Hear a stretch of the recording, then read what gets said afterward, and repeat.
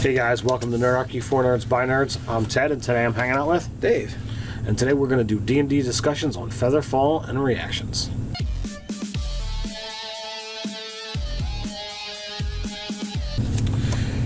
Head down in the description where you can find Nerdarchy, the newsletter, where you can sign up to learn how to game with Nerdarchy as well as gain RPG tips.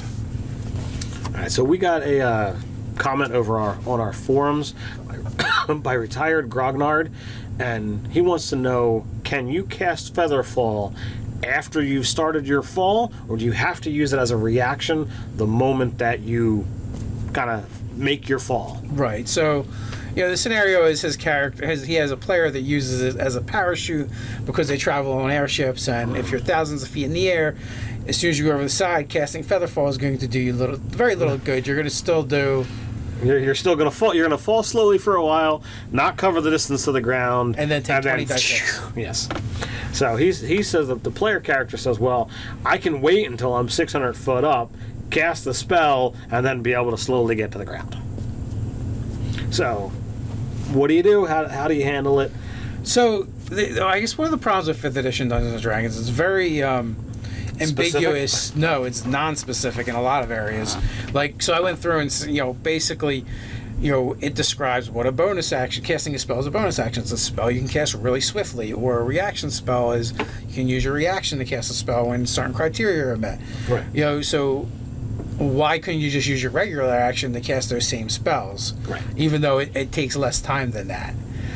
In theory, but because of the structure of how it's written. So technically, a spell that takes an action takes this much time. A spell that takes a bonus action takes this much time. A spell that takes a reaction takes this much time. So you could technically cast a cantrip, cast a spell that takes a bonus action, and still be able to use your reaction on a third spell in that round.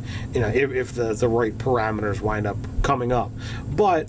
The way it works, using your example, right? Your dwarven or your wizard, Misty Steps is a bonus action. Mm-hmm. Throws up shield, has already thrown up shield as a reaction, and casts a cantrip as an offensive spell.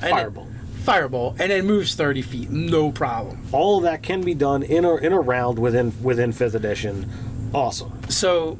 It doesn't really seem reasonable to say you could do all of that, but casting Featherfall after you've fallen for a while, no, that's impossible. so if you want to argue semantics by the way the things are written. So you bring up the right point. It depends upon whether you're playing. Well, what it says in the book is how I'm going. As the GM, it is ultimately your call. And if you feel that it's absolutely worthwhile, that you're going to argue, well, it says it's written this way, so this is the way I'm going to do it, that's your prerogative. My style is much more open and fluid. Rules as interpreted, what is it? RAI. Rules as written and rules as what is it? It's raw as rules as written. And then the other ones is rules as intended. Right, intended. So, if technically I can cast a spell that quick as a reaction, do I need to wait for that specific reaction to take place, or can I cast it at my leisure using a regular action when I feel it's going to be most beneficial? And in my game, I don't feel the need to say, well, you can't do it at the time that it happened. You're still going to die.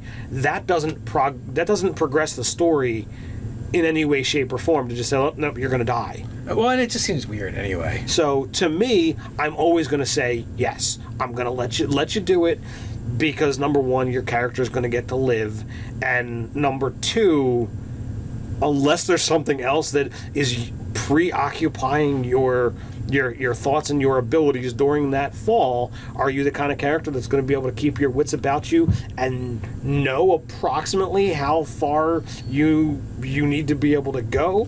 Well, I mean, you can kind of you can ready an action to cast Featherfall, just before you hit the ground. So as long as you haven't touched the ground yet, it really wouldn't matter because it's not actual parachuting, right? Right. So you could be 5 foot from the ground, get the spell off, and it's the same as 600 feet. Right. But that being said, like real quick, like we went back and looked at the spell Featherfall, and it is casting time. One reaction which you take when you or a creature within 60 feet of you falls. It says falls, not falling, right? So by raw, it absolutely says the moment that you go over the edge of that airship, that's when you do it. Right. So by raw, you're correct. But even further, like what if you jump instead of being pushed? Is it really that different? So yeah, there's definitely times that you can play with the semantics and really be a dick if you want to about it. But like Ted said, does it benefit the story? Is it just penalizing the character for investing in those resources?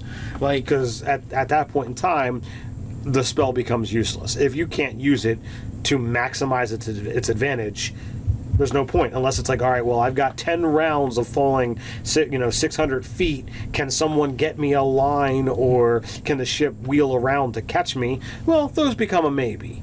And if that's how you want it to work in your game, so that the player still has the option of being saved, great. Because technically you're falling, that 600 feet happens over the course of a minute. Right. 10 rounds.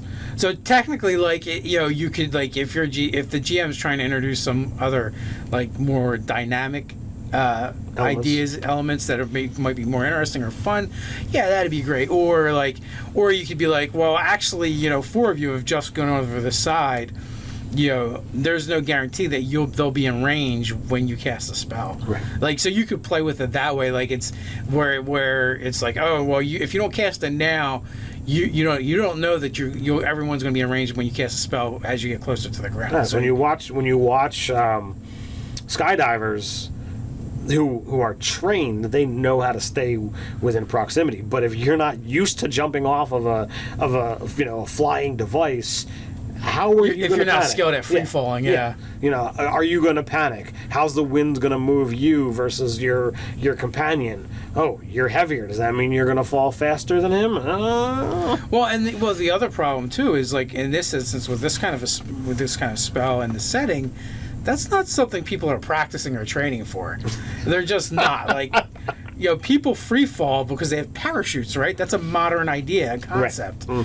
Mm-hmm. So at that point, it's reasonable for the DM to go, well, you guys can try and fall together and control your fall, but that's going to be really hard for you guys because you have no experience with it and you don't actually know how that works.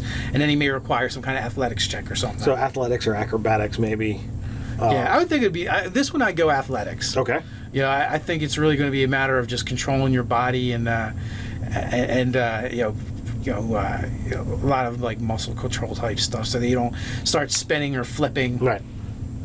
But so there's a lot of other reaction spells in the game as well. So while we're touching on Featherfall, there's absorb elements, there's shield, and they're just the 2 I can think of off the top of my head. In addition to Featherfall, but I believe there's more than that. I believe so as well. So, again, the idea is, do you have to wait to cast these reaction spells, and how do they work? Most of them you don't really benefit from casting them out of those circumstances anyway. Because they're short-lived. Right. Like both shield and absorb elements are the round. The round, yeah. So you want it to go in effect as you're getting hit. So it isn't the same. You don't end up with these same weird discussions as with Featherfall, where, like, when it goes off could vastly matter. Well, it could, technically you could be like, all right, well, I have to step in lava to get to the thing. So can I absorb elements to do a hop step, and what will that allow me to do? So you could technically prep it in advance, but as it's worded, as soon as you make the step, you're about to take the damage. Is there something that's going to prevent you from just flipping your wrist and allowing that spell to go off? If there's something that would prevent it, it's still technically that round, so could you preempt it? So Yeah, so essentially, you know, 5th edition, like we said, like it has all these weird things as far as the spellcasting goes, where you, like we discussed, you can technically cast 3 spells in a round, according to Raw. Two actual spells and 1 cantrip. Yes. So you know, that's pretty cool. Of course, we can only concentrate on 1 spell at a time, so that's going to have some limiting factors. Right. But you know, none of those spells are concentration spells. Correct. So the to me, I forget exactly what page it's on. Maybe I should mark it. But there is a line in this book that specifically says if there's something you don't like, change it. And when you're the DM, you've got the ultimate power, and you have to figure out what kind of story you're telling and what kind of game you're running. Are you running where you're focusing on the story, or you're focusing on the mechanics? And for me, I focus on the story. So these little nuances, they're not worth arguing. I don't really care about that. I care. You might disagree if your character's the one plummeting through there. But I'm gonna vote for the things that make more sense to the story. I want, like, I don't aim to kill characters. I don't aim to, you know, put up things that's like, all right, I'm going to drop half the party in this combat. I look to give them as best a challenge as I can, let the dice do what they'll do, and while, yes, in our games, I'm the only one that's actually killed a player, that actually had to do more with player choices and the newness of the edition. I had not, you know, properly aligned the XP budget. The XP budget. I'm not even certain that the DMG was out at that point in time when we started playing it, because it was second session or third session tops. So we started going pretty quick. So excuses. Reasons. So yeah, 5th edition is very heavy in empowering the DM and putting the choices back in your hands. I have the power. So what was it? Retired Grognard? Retired Grognard. If you want to run it that way, you're absolutely right. You know, that's your choice. You can do it. You know, me and Ted were both kind of like, well, we would just let it. We would roll with it and let it fly. You know, it's kind of cool that the wizard can cast all these spells in a round. Why not let him have it? Yeah, if you have a significant reason why you want it to be that way in your game, the rules support you, dude. Go for it. You know, you said in your post that, you know, argument ensued. It's just not. It's, to me as a DM, it is not worth having an argument at the table over something as small as that, especially if it didn't even happen yet. Like, if this is my wizard's prepared to do this. Whoa, like. But at the same time, to a certain extent, like, maybe the player is right. Like, do I waste? Maybe he understands his DM. It's like, do I waste this resource if my DM's just not going to let it work for me anyway? Having to, you know, either pick that spell and put it in his book, or spend the gold after you've acquired it later. And plus, you have to prepare it too. So that was the third point. It's got to be prepared in order to be able to have that happen. So, I think any reasonable. Any reasonable system where magic exists and you've got flying airships, there should be something in place that allows those to fall to have. Yeah, after that first dude goes over the side and you're like looking, oh damn, that really sucked. I don't want that to happen to me. Someone's gonna come up with something. Magic items, you know, trinkets, tying yourself off. Yeah, so just rope around your waist. People are going to do something, because when you fall off the boat into water, that sucks. People die in today's day and age because they're not prepared. But it is a big difference between going into water and being able to get a rope, a couple thousand feet to your death, and plummeting. Because once you're out of range of a rope, in a real world situation, you did dead.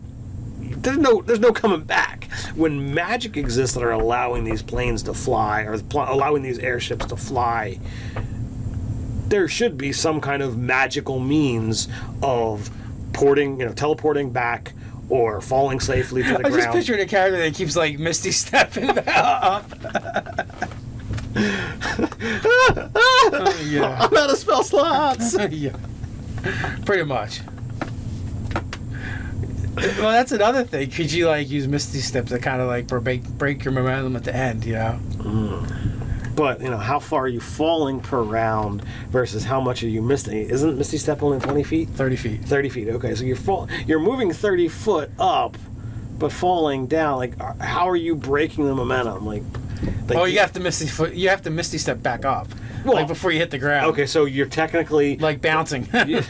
So are you using Misty Step to just say, okay, well, I'm magically destroying the momentum. I'm now here. Yeah, so I 30 only feet. fall 30 feet. 30 feet So instead 3 of- die 6. Yeah. Maybe. It's interesting.